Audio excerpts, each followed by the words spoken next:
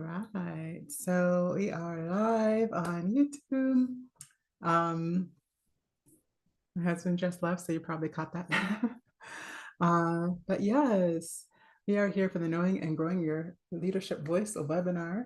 And I'm so glad that you're joining us today. If you haven't met me before, I'm Munifa Harris, the vocal alchemist.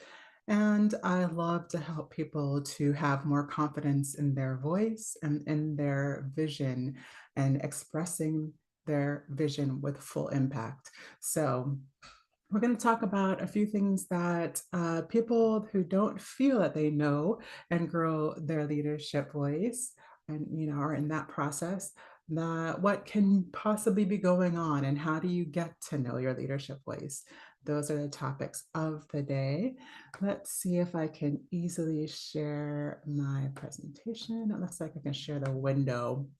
So this is a good place to find where we're starting. So yes, knowing and growing your leadership voice. So I believe this is the era of the new and a revolutionary leader. What does that look like? Well, what's revolution for now, right? As really the shift that's happening in our governments and our societies around what are we focusing on? And so all of the arguments that come up around environment and how do we treat each other in society and to gender and who we want to be, how are we allowing ourselves to express ourselves, how are we policing that? I think it's important to recognize these things because usually these are the aspects that curate how we show up as we grow up and as we are trying to share our vision. So, of course, it starts when you're younger, as far as how do you see yourself and your voice.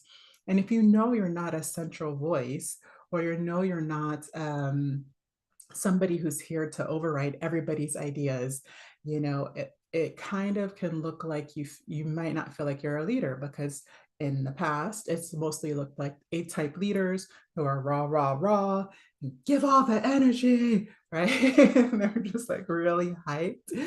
That kind of look. And so, what I believe is that we are now in an era in which people are understanding that leadership looks a lot of different ways. And for those who have been kind of curating all this amazing knowledge and wisdom, we are now needed to step up in leadership so that we can smoothly move into the next era. I think of that as the Aquarian age. And as you know, we're going to move into, in the Aquarian age, is the aspects of more community, more love, more connection, more doing things of service. Another thing that's really big right now is feminine energy. So anything in support of the feminine and women should thrive at this point. It's not something that they're just going to immediately get knocked down. I've seen even a lot of men start speaking up about the importance of having women and feminine energy at the forefront of who we are and what we do. And that's for everybody. This is not a gender thing. This is an energetic thing. It's just a type of energy, is a way of kind of collating the understanding of openness and love centered, so connection centered energy, right? So it's not that masculine energy can't be loving, but it looks a lot more like action um and like directly impacting things, so it can be physical, that kind of thing, and we all have both. So I'm not going to keep going on that tangent. These are the 5 keys to knowing and growing our leadership voice. We need to understand why we believe we aren't leaders. We need to kind of cover that because we think it's just who we are. We make it a personality thing. Oh, I'm just not a leadership type. We actually don't even, a lot of us don't even want to be leaders because of the way that leadership or authority has been distorted, right? So it's caused a lot of pain and doesn't allow other people to grow. Again, this is exactly why we need more feminine energy, because feminine energy is supportive in a way that allows you to keep expanding and continuing to evolve and change, right? And so it's not as constrictive. How we've been trained not to speak. So this is kind of the same thing. It's not just a women thing, even though I keep bringing that up. It's really kind of a way that we've been taught in school that we shouldn't speak up, right? Why your voice matters, even though maybe people haven't recognized the value of your voice before, you're actually if you're, especially for those who people haven't recognized your value before, this is exactly a time in which people are going to start recognizing that your voice is valuable. So we want to start building those confidence muscles so that we can share our important knowledge and wisdom with the world. What makes you a valuable leader? And the visibility for the revolutionary leader, what does that look like? What does it mean to be visible, even if you're not a typical all eyes on me type personality, right? Okay, so we're gonna move on to the next one. So these are just a few of the reasons that I could literally keep going, but these are things you want to start to examine about yourself. How much have these ideas impacted you? That people are not listening. So I know when I was younger, because I was a soft spoken person, I kind of still am. But it's, with authority. So I have a way to create impact, even though I speak softly, right? And that's an energy thing, that's a resonance thing. There's kind of the sound itself, and then there's the energy behind it, and that's what I work on, is the vibration, the energy behind it. It's not always the words you're using, folks. So if you have felt that way in the past, you may feel like it'll continue to happen. But what we know is that the past is not indicative of the future. So remembering that it's a new time, it's a new era, right? And it'll look different. It will look different, especially if you're sure of that and you're walking in that energy. It'll look different the next time you speak up, especially for your big ideas and visions, because they're desperately needed at this time. We'll talk more about that later. If you're not fast enough or loud enough, again, this kind of the A type leadership that is like, if you're the loudest person in the room is the one that gets heard, the first person to speak is the one that knows what's happening, right? Those things are oldie timey energy, right? It's a very linear thinking that thinks that the highest person, the tallest person in the room, right? The loudest person, all this mostest kind of energy. That even that it requires those things to be the most, right? It's very old, flawed ideas. If you think that way, or if you notice yourself thinking that way, it's not the future. So those things that aren't in the energy of the future will not resonate with people and what's coming. Okay, so another way to make an impact is to be resonant of what's happening now, because it's going to be amplified naturally in the environment that we're in.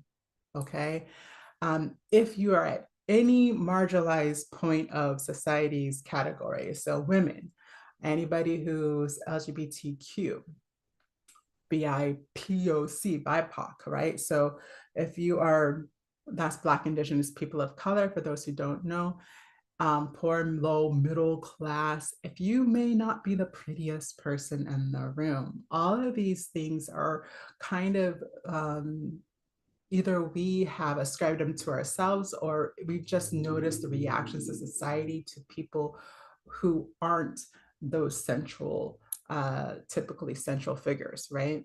And so if we are making any of that the reason in which we will not be heard, then we are really responding to the trauma of being marginalized, right? And there's the way to deal with trauma, in my opinion, especially if you know that you're already kind of doing the deeper work, is that if it's not cleared yet, the awareness itself will actually give you the energy and the support you need to balance that out, right? So if you recognize, oh, I'm kind of shy, there is the history there of feeling unseen, and I recognize that, and as part of what's going on, now that we're aware of it, we don't have to like hide it or try to push past it. And that's what we see a lot as women, as Indigenous persons, all that kind of thing is that we try harder. And when we're pushing, it's really hard for people to receive us, right? Because they feel like you're kind of overstepping, which, again, it's an old traditional idea, but it's perpetuated by the energy in which we are acting, right? So if we aren't ready, or if we don't feel like we're ready to respond to that with awareness, that's okay. You can still push, but be aware that you're pushing, right? Just be aware that you're doing more because you are committed to an end process. And the more awareness you have around that, the more the energy will be neutralized. Okay. um and then it may or may not shift. Maybe that's just the way you do things, and maybe part of your style, right? So it's not right or wrong, it's just a matter of awareness, and how do you want to move forward from there. Creatives typically, especially in the US, have just not been considered contributions to society. So a lot of us that consider that to be our primary vocation, or how we share and serve the world, have kind of developed this humbler than thou, right, attitude in the marketplace and in leadership spaces, when creatives are the most dynamic thinkers that we have on the planet. They are the most responsive to what's needed in the now, and they are often the ones that are connecting the dots on what it takes to make something thrive, prosper, and be sustainable. So just know that's exactly what the world needs right now. So as a creative person, that we want to understand that the old dictates of, it's an automatic not making money, it's automatic not being considered a service to the community or humanity as a whole, which is like the largest service. So we know that as creatives, we are bringing, the best part of ourselves into the world, humanity into the world. So, like, know that value that you hold art as, and expect it to be received. This is a new way of moving forward, right? Practice. So if anything you do is considered a practice, so doctors, right? Lawyers, yeah. Anything in the area of which you had to go to a board or a council or whatever is over you. Is telling you have a right to do the work, and they're telling you, and that's how you even got there, right? So when you go to college, you have a board that tells you if you get your doctorate, right? So anytime we have that, we have a habit of looking to outside sources for our proof of authority. And as revolutionary leaders, as visionaries, that doesn't work, right? Because a lot of times our thoughts are new, they are on the cutting edge or innovative, right? They are not researched fully in and of themselves. They may, there's a lot of research starting to fill in a lot of what needs to come forward, but it's not in the broad eye of the public yet. So it hasn't been authorized by, the leading boards and all the things. Whenever that happens, we are basically looking for authority outside of ourselves. As a recurring um, giving up of your power. Okay. And so anybody, especially if you've been a creative, you know how in the beginning they tell you like, okay, this is the line, this is where you want to put your eye. And they're telling you so much information that you need to know to make the most aware choice about your art, right? And so we have this habit of looking to the person who knows those things, right? And then there's this point in artistry when you're like, actually, I know what I want. I know what wants like whether I want that eye to be, you know, I'm thinking diverse, but I know, like, just softened, right? You want the gaze to be softened. You don't want straight angles into the piece, right? If you don't want the traditional way of voicing your creativity, right? So it's the same thing as a practice. There's a point in your practice, and they even, they're supposedly part of the when they approve you as a doctorate, right? That you are making your own idea, but it's only as it compares to all the ideas before it. If it's totally new, they would never accept it, right? And so we want to move out of that habit of looking for affirmation from outside of us. If you have an experience and a knowing that is what the world needs now, that needs to be your authority. Otherwise, you're waiting on proof, which can't happen when people are still ignorant of what you know, right? That's why it's considered thought leadership, because um, until they understand, until you've educated them as to why, they don't, they can't know. And so you'll never get that confirmation. So we can't keep waiting for that. It's backwards. And in voice work, you see that right away, like how backwards that shows up in the voice and how it doesn't work. It just doesn't work, right? And what I think of the voices as a proof of sustainable creation. Okay, what can keep happening, what keeps thriving, what keeps flowing. And that's experience is what informs us into how we want to act and be as we create anything. That's how I see it. And I think that's true for all art.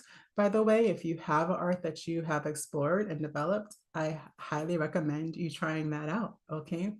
Highly sensitives, introverts, intuitives. We kind of already have spoken about this one, even though maybe not directly, but the introvert is not automatically, well, I should say the other way around. Highly sensitives are not automatically introverts. I get this a lot. Like people, people think that that highly sensitive people are only introverted, and that's just not true. There's a lot of extroverts that are highly sensitive, and one of the biggest misconceptions about traumatized voice or it's, I hate these terms, but you're trying to get to something as an idea quickly, but essentially anybody who feels like they're not being seen and heard, who has like kind of fifth chakra problems, that things that they want to create that are personal and heartfelt, that they aren't happening easily. These are fifth chakra problems and are directly tied to the voice.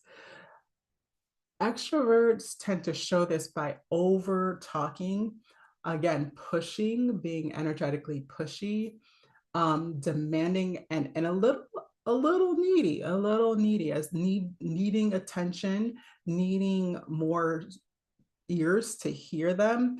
They Anytime you'll see this, like this is one of the imbalances, right? That anytime they get an opportunity to speak, they don't have a sense of when to stop, right? Or even if they have a sense of it, they can't, right? That's an imbalance, and you can't kind of control what you want to do, right? That it's coming from a trigger, a trauma response, okay? Um, so it works on both sides, intuitives and extroverts. And what happens in highly sensitives is that they can sense how people are feeling when they are speaking, and they're trying to fix it. They always think it's if they can make the other person feel better by saying the right thing, that will be their goal will be met, whatever they desire, whether that's somebody to hear them or understand them, or whether that's, getting the sale, or whether that's, being able to get love or support for their family, whatever the desire is from the speaking in and of itself. And so what happens again when you're trying to respond to the external in that fashion, and you're trying to let the external lead you into what's next, then we get confused really quickly. It turns into this kind of circular speaking. So you may notice that it is one of the ways that I speak. But if I'm being clear, I usually move on, right? And I do my best. I have a habit of repeating out of needing to be heard, right? But the reality is, the only time I want to repeat is if it'll improve the understanding of the people, right? Not just because I feel like I want to be understood. There's a difference there. right? That I intention is to improve the understanding of others, or my intention is to feel like I'm understood. Those are two different energies. Okay. Um, and then again, the typical, like we typically have a typical leader in mind. There's something that we think of when we think of leader, we think of maybe a tall man or a really like stern woman or like, there's a type. And so, whenever we are thinking along those traditional lines, we want to rewrite that. We are the starting place of what we want to see moving forward, number one. But that's already happening. You see that, and women showing up in more and more fields as leaders, as speakers, as people who inform. So more like kind of what I call it, news anchors, and also sports. Like there's a lot more sports anchors that are women nowadays. And I'm not just speaking about women, but like all types of people, and that more people are being seen and heard. That is an indicator of the Aquarian age. More types of people, right? So they had like a kiss cam on a gay couple in basketball, a game, like was it NBA? No, NFL, right? And I haven't seen that before. I'm sure it's happened at least once before. Maybe not, though. Maybe not. But just being able to be seen is a new, and that is part of the Aquarian age. By the way, there's several things that happened. There was like a portal into the Aquarian age around 80. Was it 86? It was like the first portal. And then now that there is some activity, Pluto moving into Aquarius, that is considered to be kind of the onset, right? And then you'll hear from others that we've already been in the Aquarian age. I think it was 2019, 20. Maybe I don't know. I'm not great with dates. Sorry, guys. I should write it down. But like essentially, it comes in waves. There's a reason why people have different dates as we move in, because it's kind of like, are we talking about the preceding energy? Are we talking about the when it arrives energy? Or are we talking about when it starts to take hold energy, right? And the kind of take hold energy I think of as the period 9 shift for Chinese astrology that happens in February of 2024. Okay. So there's a lot of ways to think of it, but that is what's happening on an energetic basis. If you want to know a little bit more about my energy stuff, you can find my Gene Key transits set of videos, or just hang out. You'll eventually hear me talk about astrology as energy. Okay. Now, what you need to know is that regardless of what has impacted you before by society and our kind of indicators of perception from society and our personal trauma, right? Regardless, that you are the new revolutionary leader. Why do I say that? Anything that if you related to anything on this, or like all of it, like, then you are the new revolutionary leader. We have a way of tapping into emotion like nobody else. It's the highly sensitives, it's the people that care about the community, it's the people that are seeing what's possible for the community, it's the visionaries, it's the people who are creating new solutions by understanding a myriad of things. So that's kind of the Renaissance type of feel, right? If you know you like a lot of different stuff, if you're still here, like if you're still here after that really long slide and introduction, then you are the new revolutionary leader, I promise you. And why? Because when we are resonating with this information, it means that we have been in preparation for the impacts we will have in the future. Any place you have an extreme challenge is going to make you 10 times stronger when you have incorporated it into your understanding of who you be. Okay. And so I'll tell you a little bit about what that looked like for me. When I was a younger, I just did not talk. I did not talk unless I absolutely had to. I just everything I said was misunderstood as a child, obviously. That's typical for a child, but I took it personally because I'm because I'm sensitive like that. I just figured that the less I spoke, the less people could misconstrue, right? And then it just became a self-protective thing. Well, if I want to be understood, if I want to if I want to impact things, actually I have to be quiet so I can hear, listen, and understand the dynamic and then speak when it's impactful. So it kind of was, again, part of my energetic setup. That's just what I understood and how I took care of the situation at the time. Nothing wrong, but it created a habit in which by the time I grew older in high school and in college, I would be mortified because people would try to say hi to me in the hallway and I would be so slow to respond because I kept silencing myself, right? It became a habit that it was super awkward. And so I would like walk really fast and have my head down. I was that one, right? So because I didn't I was like, okay, I don't want people to think I'm ignoring them, right? And I didn't want to hurt anybody's feelings, but at the same time, I knew that it was not likely that I could be normal and do the thing, right? My voice would like kind of bark out like that one dude was. It is a condition, by the way, so don't make too much fun of it. But like when you hear that kind of voice distortion, my voice would just kind of bark out in a really low register. As you can tell, my voice is low to begin with. It was mortifying. Okay. I'm like this little girl. Well, not little, I was kind of tall, but I'm this girl that's supposed to be soft and cute and all the things that girls are supposed to be, supposedly.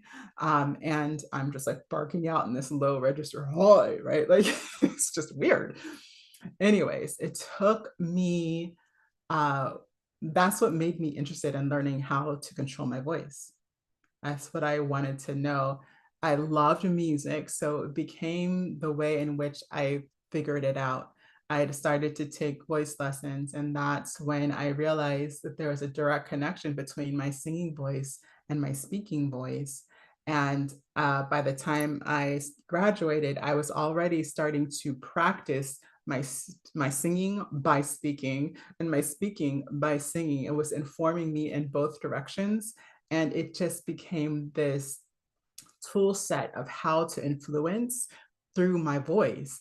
And it helped me in my jobs. And I was administrative assistant most of the time, like booking, what do they call it?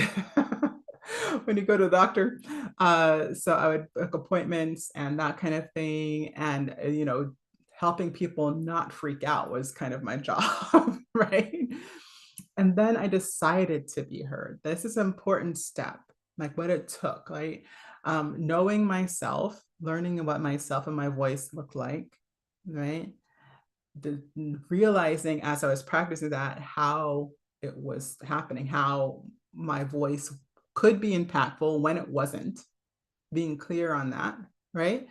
And then the next step was deciding I wanted to be heard. That's one of the biggest steps I learned in that process is that if I was still tentative, if I still wasn't sure I wanted people to know what I thought, if I was still questioning if they would understand me, even, that people would be confused no matter how clearly I spoke, right? And I started to realize when my voice was clear, when it wasn't, again, from being informed by singing. So it was kind of this cycle. And then the learning that my voice had value. So that was my big moment. My big moment was really when I came to California. It was a little late, folks. But I was auditioning for San Francisco Opera's chorus. And what happened is that I just decided. I was in the dressing room and I had my kind of walking in outfit and I had which I had on. And then I had my audition outfit, which was appropriate. It was traditionally appropriate for audition, which was meant it was a dress. It was something that was long. It was something that would hide the immense stomach as I would take immense breaths to do the, the operatic thing, right? It was appropriate, right? And I decided I liked the outfit I had on and I wasn't going to change. And I decided then that I realized essentially in that moment that if I valued what I was doing, if I valued the music that I loved, if I valued my voice and how it best showed up, then other people had to do the same.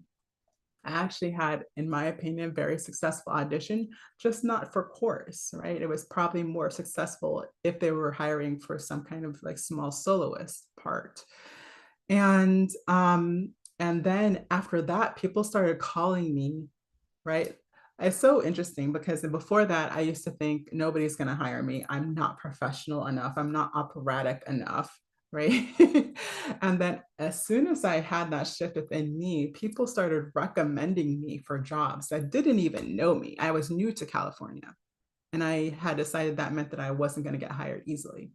And then as soon as I made this shift, like I had um, uh, 3 people call me for gigs that year, which was a lot considering, again, I was in a new area and it's pretty much the most I'd ever done in a year that I didn't self perform. In other words, I would put on events. Anyways, it's a lot of information, but but that's essentially my story. Is that as when I realized and I committed to not only looking to others for my voice's value, but I committed to that for everybody that I taught as well.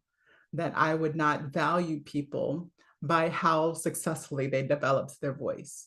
I believe all voices are perfect, and whatever your voice is doing is part of what your body needs to continue to develop. And the more that we have awareness around that, the faster it will.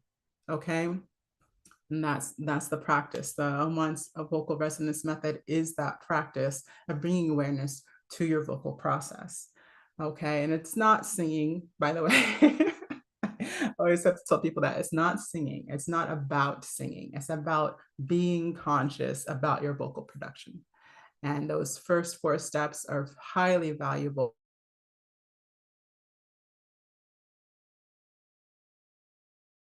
So that's the work. This is the vocal alchemy process that I put together for that work, which is really the second step, the second course. The first course is Vocal Creatrix, which is about understanding those steps of being clear about your voice and where you stand and how you are speaking, how you're showing up. Yeah. In your voice. And then vocal alchemy is about how are you creating spaces? How are we inviting people to the space of our self-expression? And how are we preparing all those kind of things? But these are the necessities in any stage, whether you're talking about yourself or whether you're talking about the space you're developing. Are you just how you're deciding that your voice is valuable, right? If you don't believe your desires, ideals, and knowledge are valuable, I always recommend checking in. Like, check for yourself. Are they valuable to you? That's your first indicator that they are valuable. Like, without my vocal work, I would be useless. We'll just say it like that. So there, I know that this work is valuable, not only from my clients, but by my present and current experience daily. Okay. How I'm heard, right? So what makes you unique? What makes you unique? A lot of the answer is in that why you believe you're not a leader. So you see how we obfuscate our own ability to be seen by deciding that what we nobody wants to see who we really are. You see how that's connected? And so what we want to rewrite here is that I am valuable because I'm different, not in spite of being different. Okay. That your desires are valuable. So we spoke about this already a little bit, but it is important because what's going on here is that we believe that what we find important is not held as important by the rest of the world. And the truth is they just don't know it yet. They don't understand why it's important. They don't know it's important yet. So it's actually your job as a visionary, as a thought leader, as somebody who can change through innovation to speak up so that they can learn why it's important and valuable. Okay. Then it's about creating the space. And when I think of that within the self, that's more about, how are you clear? Are you aware of your space? Are you aware of your energy? Are you aware of the connection? Right. And then there's once you have that clarity of awareness, you can, with awareness, create the space in which you want people to meet you in, and how they meet you. You can create that too.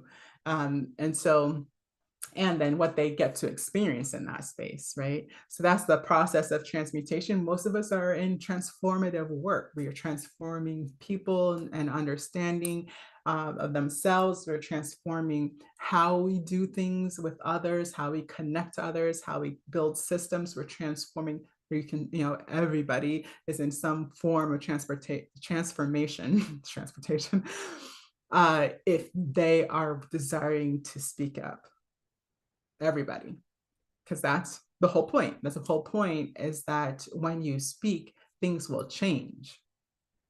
And if that's not the goal of your voice yet, then it's essentially, have you done that for yourself first?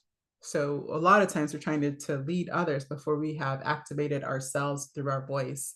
In other words, people think of this as affirmations, but it's really not the affirmation. It's the vibration that you are resonating to yourself, so that your energy and self understanding is restored. If you understand yourself, then you will be confident in yourself. Okay. This is why, again, I'm so adamant on tools like astrology, like Gene Keys, because it's going to help you tell the story of who you are, understand it fully, and accept it fully. Right.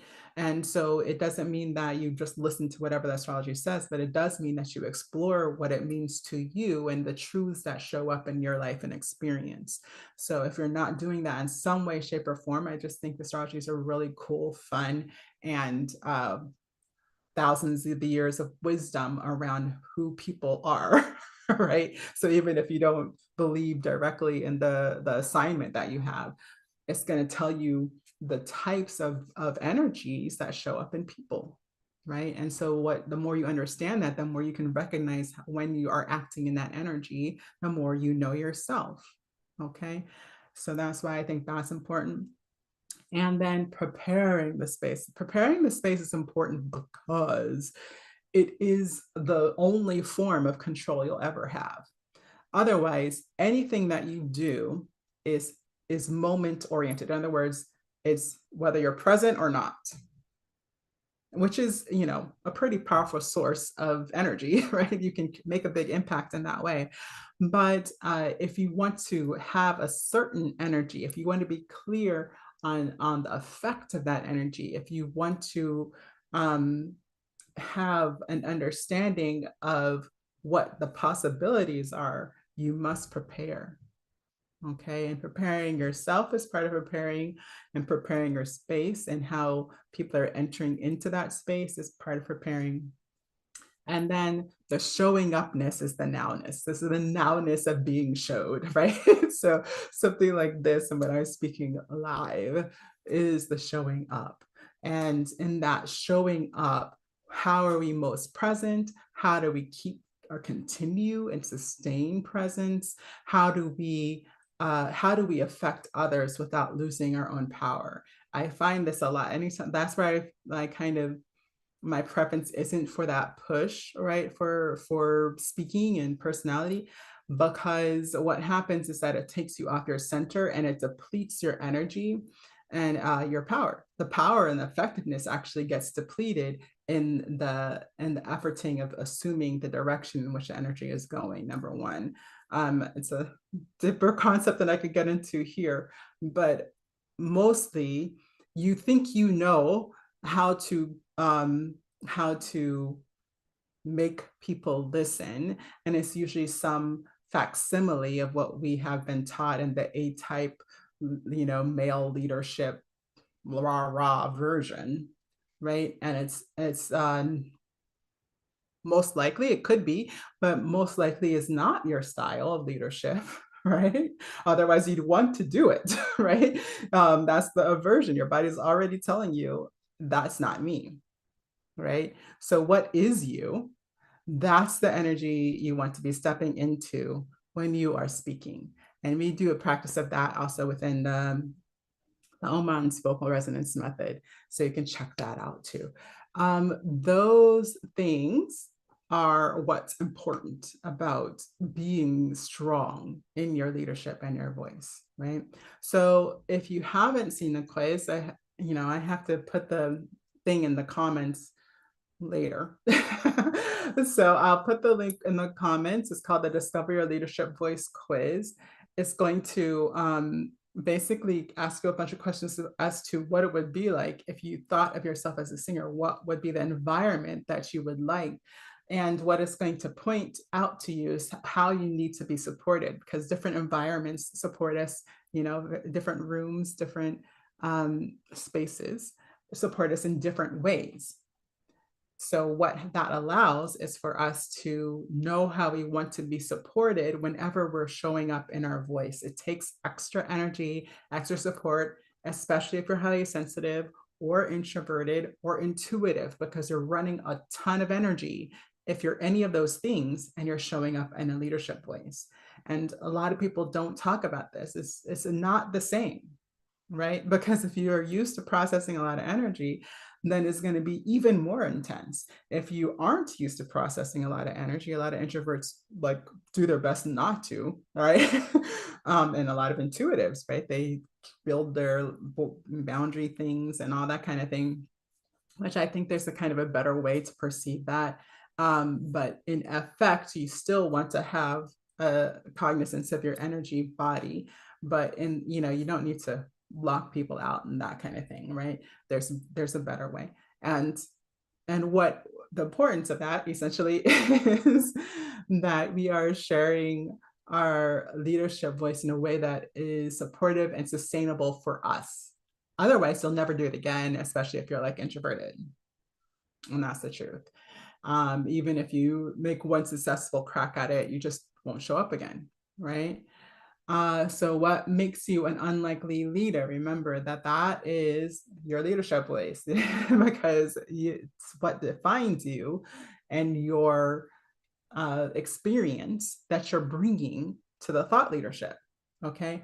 What experiences make it harder to put yourself out there as a leader? Same thing. Those experiences that make it harder are your perspective and your new view as to how things need to move forward. So it's telling you, your life is telling you how you need to share something, okay? That someone will only hear your message or vision of the world through you. So that's what we need to understand about our voice. That's why our voices are perfect, regardless if you're still working on yourself, or you're still working on your voice, still working on your confidence. It doesn't matter, because there's somebody that can meet you there that needs to hear it in the version you are right now.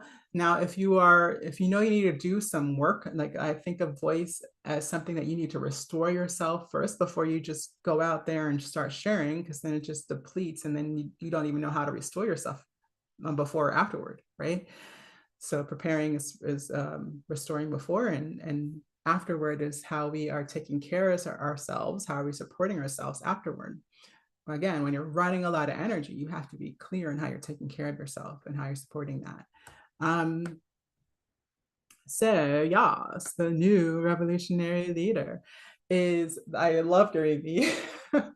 He's fallen off a little bit, but overall, I love that he's so cognizant of what it takes to move in the current environment, even though he's not a huge spiritualist or anything like that. He doesn't even think that way. But some of people are just understand that the vibe is the vibe and they resonate in the vibe. And then they just don't question anything. They don't question whether they should be resonating or not, right? With a lot of people who have had a more, I don't know if they've had more trauma, but a lot of people that have had trauma, what they're doing is they're questioning their own perception. Again, this is something that I do my best to help people see when they are using their voice. Because if you're questioning whether you're perceiving correctly, then you're basically automatically making yourself wrong, right? And that's something that people who kind of forthright go ahead and there's nothing that can stop them, they're unstoppable persons, are not questioning their own perception. And that is actually a sixth chakra problem. That's their third eye. So So there, energy clearing can help with that. If you're questioning your own perception, trusting your own intuition, third eye, sixth chakra, third eye is a good place to work on if you do energy work. Okay. Um, so these are things that I have seen and I've heard other people say as well. The new type of leader may not actually even want the title of leader. Okay. They're like, I'm not necessarily a leader. I'm just here to tell you a few things. I'll be back later if you need more information, right? They're kind of like drive-by teachers, educators, right? Education is about lifting people into higher understanding or knowledge, right? Well, the knowing comes from the experience, but essentially they're giving them the tools to be able to build knowledge, right? Self-reflection, observation, the knowledge itself, like bringing in wisdoms from different tools and understandings, even cultures, right? Lineages of understanding, and then bringing them into felt and known experience is knowledge, right? Those people that are that understand how things need to be changed, innovated, that is coming from that capability, right? And that's the new revolutionary leader, because we need to understand how to bridge the gaps that are so evident in what's going on right now.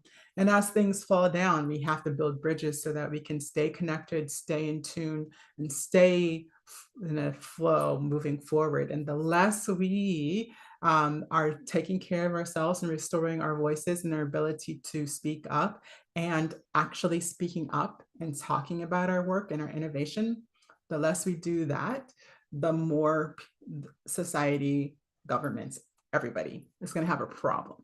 We're already seeing, like, just really harsh breakdowns. Like there's no grace about it because people are going too long with old systems and they just break, right? So the sooner we get in there and give them some transitory tools, which is what our speciality is the ability to help people transform, right? To transfer, to move into what's next. A lot of us, that's kind of my client base, that the more we allow, our work to influence how they do those things, the less of these full breakdowns are going to happen. Okay. These soft skills, this is something Gary Vee talks about specifically. He talks about emotional intelligence. He's like, if you have no emotional intelligence, then you will not survive in the marketplace. You won't survive, because the dynamics of the marketplace have gotten so swift that without, again, this feminine movement, flowing energy, this open evolution that allows for things to evolve into what's needed, right? Then you will be kind of booted out of the marketplace, right? Just can't, if you can't, the people are talking about us pivoting now, which is, I guess but to me, pivoting was always part of the business dynamic, but it's not just about pivoting. It's about feeling the flow of what's needed and shifting into that, right? So it's not just, pivoting, it's the pivoting to what's next, and the people that are able to do that are the ones that are going to thrive and survive. And that's what he's talking about here. If you don't have anybody with this understanding, which is us, of emotional intelligence, how things connect, how things shift, how transitory events happen, what energy is needed next. The people that understand those things, if they're not part of, an operating system, then the system will not stand, not in what's coming. There's going to be too many shifts necessary, right?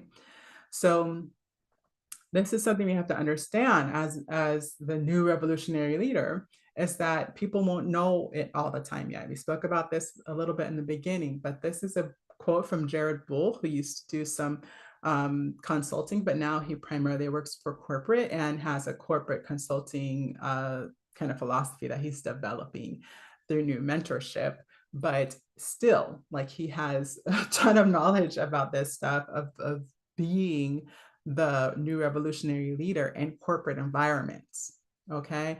And this is something that he says leadership is seeing a possibility, of potential that someone else doesn't. Right. So if they don't see it, how do they see it? Is through your knowing, understanding, and revelation. So you're speaking, your voice. Right. So this is something that we want to accept about ourselves so that we can um, do the work, right? Do the work to again build confidence and restore our voices and our capability to create from self, from who we be. Okay. And then sharing that with others and their possibilities. Okay. So visibility for a new leader looks super different. It doesn't look like climbing a corporate ladder, right? I say this all the time. You may no longer be suited to a corporate environment into getting a job and that kind of thing. You know, as people realize they need you, they will develop a position. Trust me, they will create a position for you. But until then, you can consult them. Most of my people aren't people that are going to go get a job. They're more people that need to speak up and tell them people what needs to shift, and then they can consult them in the process of that shift. So it can look like workshops, it can look like kind of understanding the system and tell them what needs to shift in the systems, and the going and understand like the dynamics of the what do you call it, workers, I don't and shifting their understanding of how they need to cooperate and in the work and departmental works and that kind of thing. That's usually kind of where they would intersect, where a lot of my clients intersect in this understanding and of how do we work together, like cross department information, or how are we working in a system that is flexible and will be able to move through transitions, right? But it's not this version of, well, I'm going to work the rest of my life and then I'm going to get the gold watch, right? That's a really old idea of success, number one. But even then, it may not even look like, the 3-story house with the 50 rooms, which is, I think, a lot of us think that that's a version of success just by, our environment. The other thing that I want people to know is that you won't be liked by everybody. Not everybody's going to get it. A new thought leader doesn't get the privilege. It doesn't get the privilege of everybody getting it. Like if you're a mainstream person, then everybody will get it, right? But that doesn't usually feel authentic for the people that I work with. And so there's nothing wrong with being mainstream if you're aware, if you're aware, right? Um, and if you choose to be mainstream, like it's okay. I feel like a lot of, again, sensitives think it's not authentic, but it's not true. You have to meet people where they are. And the more you meet people where they are, the more people can listen. All right. And so you just have to decide who you're speaking to. Your audience may look different, right? So most people, like I said, that I work with aren't interested in kind of the mainstream audience. They just aren't. They're not at the level in which they want to interact with just everybody. Okay. Um, so that needs to be understood. Okay, well, maybe my audience isn't mainstream, but know that your audience still needs to be educated and don't make them wrong for it. That's something that I feel like a lot of us do because we're so adamant that what we do is needed, right? And with ourselves. And we understand that within ourselves. But if we're pushing it, if we're preaching it, then nobody's listening. I promise. Nobody's listening. Nobody's listening. It's like a self-righteousness, right? Which is that statement of people who are spiritual speaking down to people who aren't spiritual. And that can happen a lot for the people that they know spirit is the way to move forward. They know love is the way to move forward. They can get real high horsey about it, and just recognize that your audience may not know yet, but they won't hear or be, what do I call it, receptive. They won't be receptive if you are pushing. Okay. The stage may look different. So this is going back to the leadership quiz. If you are going to take that quiz, and it's in a lot of my descriptions, so if you're looking for it right now, you can probably find it that way. But yeah, like if you take the quiz, you'll notice that there's different types of stages, and there's a feeling that feels right, right? That stage is something that's in, especially in social media, that you get to create. You get to decide what your stage looks like. Okay. Um, Again, we talked about that more in the work. The support may look different. So how you are supported. Now, some people want immediate feedback. They're gonna like be back right after the event, and they're talking to their team. Okay, next time we're gonna do this. Next time we're gonna do this. Next time we're gonna do this. And then there's gonna be somebody who's like, and they feel like, oh, good, we did it. We have our battle plan or whatever plan for doing it even better next time, and they feel like that's winning. And then there's other people that are like, I get, support looks like when I get off the stage, hand me water and go away. Right? Like I don't need any input from anybody for 24 hours. Right. And that looks like a different level of support. So you know that if that's you, that number one, you have water ready when you get off, whether you have somebody to physically hand it to you or you just have it ready for yourself when you're finished.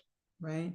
It looks like having that plan. Well, I already have my food plan, I'll order in, or I will, whatever it takes, least effort possible, right? So that I can be in restoration mode. That support restores. Okay. It's important to know that like support doesn't look like somebody just rawing you, like because you may not believe it at the time, you may not even want to hear it at the time, depends on who you are, right? So if you don't need a rough, but maybe you do, maybe you know that after your event, what you need is a really good friend to tell you everything you did right. And that might look like making sure your support friend stays on Zoom after the event and y'all have tea together, right? Or in real life, you go have tea after the event, or you go eat a meal after the event, right? And you're with somebody who's fully supportive and fully loving. And so that is a way of restoring for you, right? But that's not for everybody, right? So it depends on what's good for you. That's one of the ways you can step into your leadership is by making sure that you are supported in the voice that you show up as. So that's basically your own energy, how your vibration shows up. You needed a specific, unique support for you. Okay. So why I do what I do, I help people develop clarity on how they want to express themselves, help people build inner confidence and their ability to impact the world by understanding the dynamic and by building that muscle and energetic or nervous system response as a habit, right? Through the voice work, okay? And then I just help people discover how their voice is authentic and memorable. So that work I do through astrology. Again, there's a lot of Gene Key stuff here on the channel. I was a little I won't call it lazy. I'm going to give myself grace, but I didn't change the slides because you'll get the link in the description when I'm done. But this is also a time in which I'm inviting you to our third annual Voicing Your Vision Summit. So this is the one from last year, but it's essentially the same vision, is that we're helping highly sensitive leaders step into new levels of leadership. Okay. And these are leaders that are looking to heal and serve in a significant way. And they know that they do that service a little differently. So we have speakers that have been practicing sharing their vision with the world for years, and they're going to tell you how it has happened for them and how they have made an impact even when people didn't want to listen. Okay.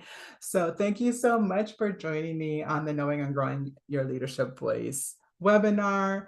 If you have any questions, you can comment in the description below or in our Facebook group. So the Facebook group is Get Vocal on Facebook. And you should join us there. You should join us there. But mostly, I want you to join us for the Voicing Your Vision Summit. I feel like this is going to be a really good opportunity to see the differences and how people show up for their voice and their vision and how they self-express. What does that look like when they've developed a business after years of bringing their vision forward for people and serving, right? And it looks a little different. It doesn't always look the same. We have wonderful people that do music, and so they are primarily sharing music with the world. We have people that are sharing transformational experiences like understanding your colors and understanding your cycle, your period, if you have a period, and if you don't, you still have a cycle. There's a hormonal cycle, and there's also the lunar cycle we're all subject to. Ask anybody who works in a hospital or a fire station or police station. Okay, we're all subject to that energy, and so it's a good thing to understand about ourselves, because when you understand a cycle, you're understanding how you're creating over time. What does that process look like for you? And that's part of what we explore in the voice. What does a vocal cycle look like? How can we be aware of it? And then how do we use that information to make a greater impact in the next cycle? Okay, because that's the fun about a cycle, is that it's going to happen again. Okay, it will happen again. So how are we living in a spiral and not in a pattern that we don't want to repeat? Right? A spiral is basically having a new, more high vibrational experience, you can call it. So, but you can also call it just a higher awareness experience. Okay. And when you have that, you get to have new occurrences. And you might be recognizable at that point because you're recognizing a cycle, but you're going to be like, oh, this is that next level of that one occurrence. And then it's not going to shake you the way it would have if you didn't know it was coming. Okay. So, anyways, there's so much we're going to talk about, and it's going to be fab.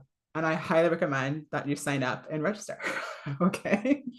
And I will see all of you on the next video. And if you want some more, if you want to learn about Gene Keys and a little bit of astrology and how I think of it, you can find that in the Gene Key Transits playlist. See you next time. Ta-ta for now.